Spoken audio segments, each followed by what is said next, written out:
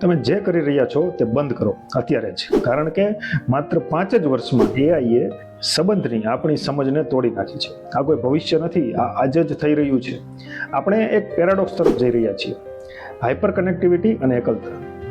આપણે એવા AI chatbots સાથે વાત કરીએ છીએ જે આપણા ફ્રેન્ડ બનવા માટે ડિઝાઇન કરવામાં આવ્યા છે, અને આપણી બાજુમાં બેઠેલા સાચા માણસને અવગણીએ છીએ.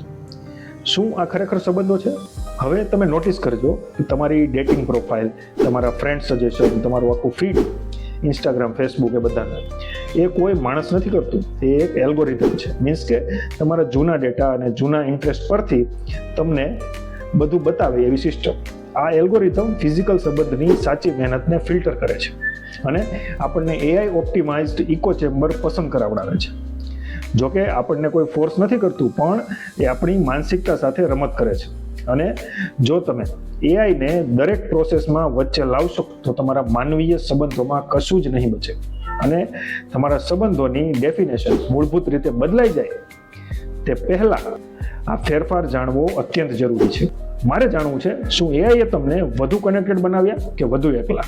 કોમેન્ટ કરો.